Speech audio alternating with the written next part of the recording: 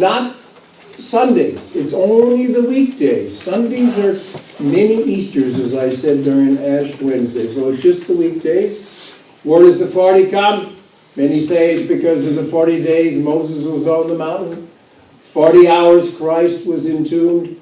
40 days on Christ in the wilderness.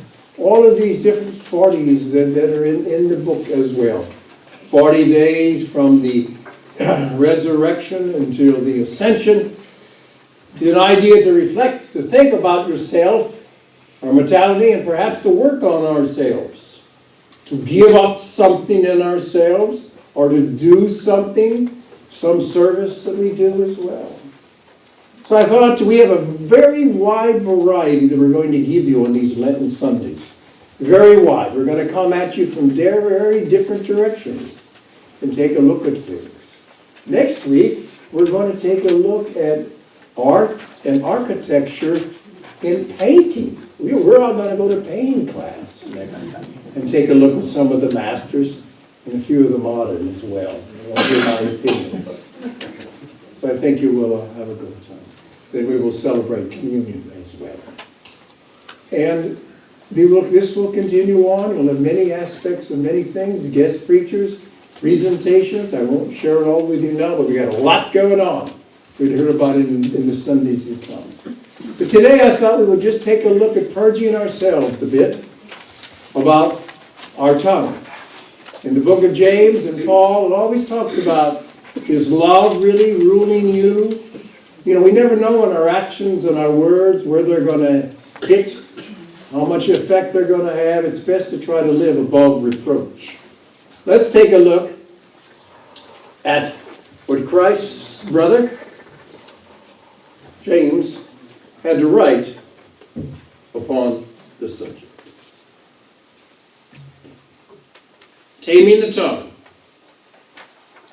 Not many should become teachers, my brothers and sisters, for you know that we teach will be judged with greater strictness.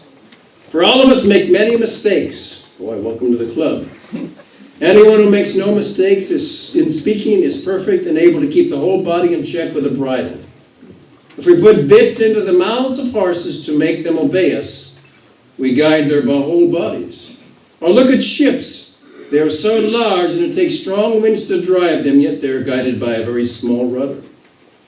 Whatever the will of the pilot directs, so also the tongue is a small member, yet it boasts of great exploits. How great a forest is set ablaze by a small fire, and the tongue is a fire. The tongue is placed among members as a world of iniquity. It stains the whole body, sets on fire the cycle of nature, and is itself set on fire by hell. For every species of bird and beast, of reptile and of sea creatures can be tamed. And this has been tamed by the human species. But no one can tame the tongue, a restless evil, full of deadly poison. Wow. That's pretty strong language and pretty correct, isn't it? In the book of Matthew, Christ says, by your words you will be justified, and by your words you will be condemned. Who does our tongue worship? Who does in the end controls our tongue? Who of us is perfect with that? None, to say the least. Oh gosh. Think of how many things the tongue can destroy, especially if you have great in elocution. How it can make the evil seem good. Let's think of Stalin, Lenin in their speeches, Hitler, Mussolini, and how many died because they made the good bad and the bad good. What they did was horrendous. How about that as well? Discipline may not be one of the most glamorous of virtues, but it certainly can save us from a lot of trouble. Few want to put it on, but hardly as well. And the great Socrates, the philosopher, said, prudence is the foundation of all virtue. We've heard of women being named Prudence. It was a goddess in the Roman Empire. Do you have prudence in you? Some sense of things? If you see things going wrong or a mess, Do you try to go in and stir it up more? Or do you try to bring a little calm and order into things? Is your shadow a shadow of goodness? Or is your shadow of an acid and just the opposite as well? Oh, all of these things go on. And then, of course, there are those that you can't do much with because they're hot pistols. Boom! They explode right away. How do you work with a hot pistol? How do you calm them down? How do you, those that know it all, how can you work with the know-it-all? Because they can't learn anything more. And you've heard me say it 10,000 times that the definition of a bore is after you've enlightened someone is the right way of thinking, they still hold their own opinion. Oh, that's got to be a bore. I've told you that many times.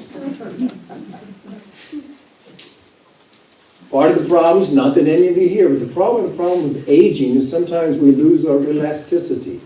We become very judgmental. We lose a bit of compassion. We become used to rebuking. The hand goes out, and this again, and then I told you this, and then I told you that. Well, obviously, whoever you're rebuking, I guess to a certain point, forget this, especially if you do that on the young. They go the other way. We all have to all watch ourselves in many ways on that. And the grumblers. Well, how they can cause a lot of damage and grumbling around. Yeah, grumble. Just misunderstood. Yeah, misunderstood, exactly.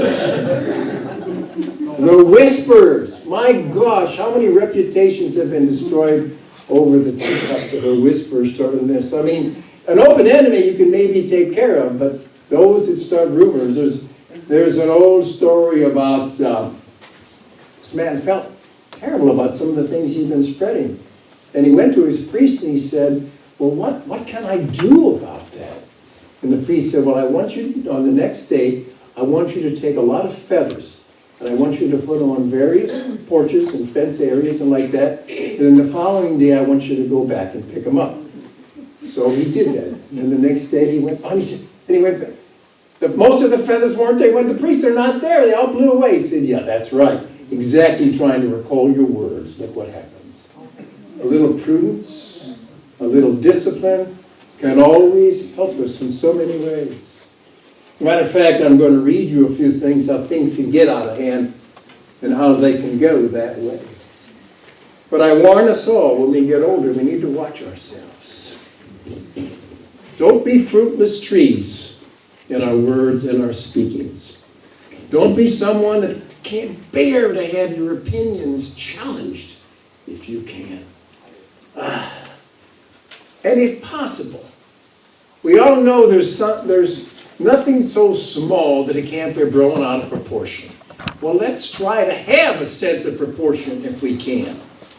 Oh, who is your tongue dedicated to?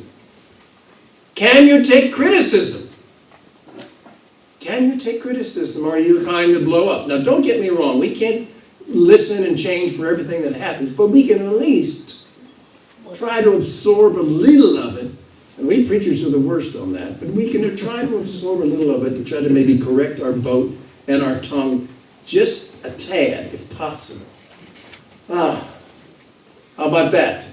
Do you have appreciation in you? If somebody does something well, can you really appreciate it? Do you have the art of appreciation? Or is it always envious? Or I could have done it better. Or I've got a bigger house. Or I've got a bigger boat. God save us from the braggart. The braggadocious. And the person just can't shut up and keeps on talking. Oh my God, I say it again. The tongue is so little, but it can sure do a lot. It bridles those horses. And how it can make evil attractive, we all know that. Well, again, all of these things, fruitless trees, getting your opinion challenged, all of these things, those that blow up easy, those that rebuke more than praise, this is what Lent is about, to maybe try to burn it out of us just a bit, if we can. Others will find it hard to defend against that. As Paul said again, we may have so many gifts, but if we don't have love in them, and he named a lot of really good gifts, including knowledge and prophecy and all the rest, say it again. Let's at least try to work not to have a discouraging tone. Let us try to work at least to encourage someone else. And if we can't do that, at least shut up once in a while. That would be good. Well, just try not to bring a bad situation worse if you can. And then we have, of course, libel, which can even make things worse. I have shared these news clippings before from my Ozarkian hometown, the Rolla Gazette down there in the Ozarks. We print up things a little different as well. But I think I'll just share a little of this one with you. This is the experience that actually happened in the classified advertising department of our small newspaper in Gasconade County there. And I've always struck me an example of how things can get twisted and get out of hand. Here we go. For sale. I.R.D. Jones have one sewing machine for sale. Phone 314-715-1958 after 7 p.m. and ask for Mrs. Kelly, who lives with him, comma, cheap.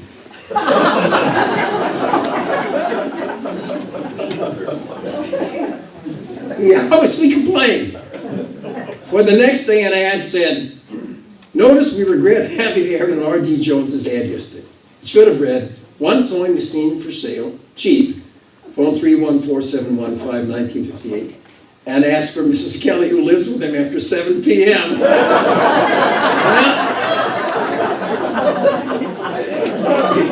The next day, another correction. R.D. Jones has informed us he's received several annoying phone calls because of the error we made in the classified ad. His ad stands now corrected as follows. R.D. Jones has one sewing machine for sale, cheap, on 314-715-1958 after 7 p.m. and ask for Mrs. Kelly, who loves with him. Oh boy, that's it. Following day. Notice, I.R.D. Jones, no sewing meal for sale.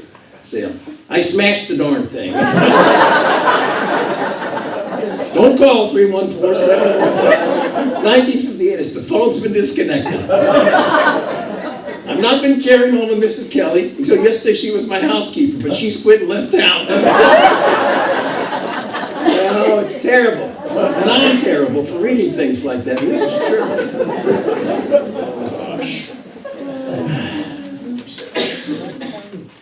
There are some rules about speaking which we all know about. I will read them. It's a little poem by Beth Day, 1855, entitled The Three Gates of Gold, and I think it's worth reading today. Make it pass before you speak, there's 3 gates of gold. These narrow gates, first it's true, then is it needful. In your mind, give truthful answers. And in the next, the last, is it kind? And if you reach your lips at last, it passes through these gateways 3, you may tell the tale, nor fear what the result of speech may be. And we have to watch ourselves when we're doing emails as well, or writing articles. Because sometimes the context is a little rough, and oh gosh, I shouldn't have hit send. Oh my gosh, I meant to correct that, and that goes like that. I just have to give you one more quote from the Ozark newspaper. Again, you got to watch what you send and what you're writing. We had a little column in there where people would write in about their wishes. And I remember one time I read this, it said, Mrs. Fred Johnson wishes to take a tour around the world without her husband. The next day in the paper, Mr. Fred Johnson hopes Mrs. Fred Johnson gets her wish. It's terrible, the things. We're from the Ozarks, so I things are a little different. I'm going to speak a little in a moment about something else that we're going to be doing here, so it'll take a moment or two. So I'm going to preach in just a moment.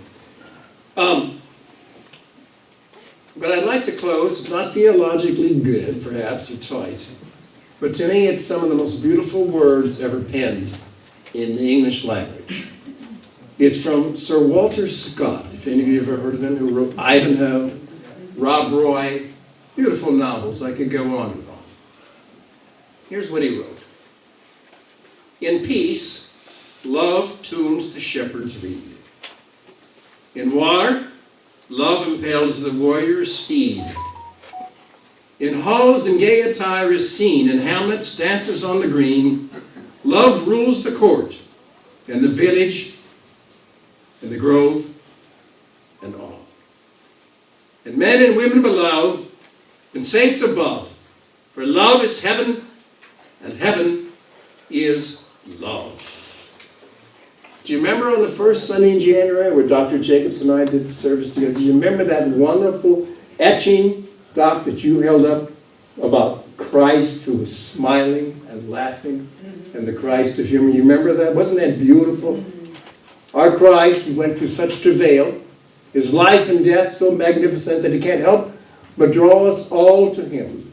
But I do believe in all of that Christ, as Dr. Jacobs well pointed out, had a sense of laughter and humor as well. Now, one more thing now, and this is getting on the serious point. And it's pretty much a done deal, so I hope that you'll support this. On March 17th, as you know, it's odd because we even talked about it during that service. We talked about getting Rabbi Zuckerman in here. On the 17th, he just got back from the war zone. Some of you don't know that he actually does guard duty over there, even though he's elderly and has been involved, of course, in military actions. He will be doing his latest update, just returning, on the war in Israel. He's also very concerned because as soon as that ends, and he feels it'll be 3 times as difficult, because they're certainly more heavily armed finally on the north for Hezbollah. So he is concerned, and the Jewish population in our town, small as it is in the land, you'll find is reaching out more and more to the Christian population for support. Now, it doesn't mean we have to take everything blindly. I have some issues on the settlements and things such as that in Israel. But I hope you become in support of this. Eddie, I know you're strong on this as well as so many others. I detest anti-Semitism. It doesn't make any sense even. And in our Revelation studies, you're quite clear in terms of, our Jewish neighbors are not condemned, to say the least. Long story behind that as well. So, should you wish, should you have the time, the bulk of that service will be given over. I've been trying to get Rabbi here for 2 years anyway. He's finally coming. I mean, God help him, the Pecks are his neighbors, so he has to worry, come somewhere, something like that. But so we welcome, and we hope it'll work out. But we hope this will be something special for you. We have a tremendous bouquet of presentations we're going to give you during Lent that I think you'll be truly, truly uplifted. So with that, I believe now we're going to stand and do the Apostles' Creed.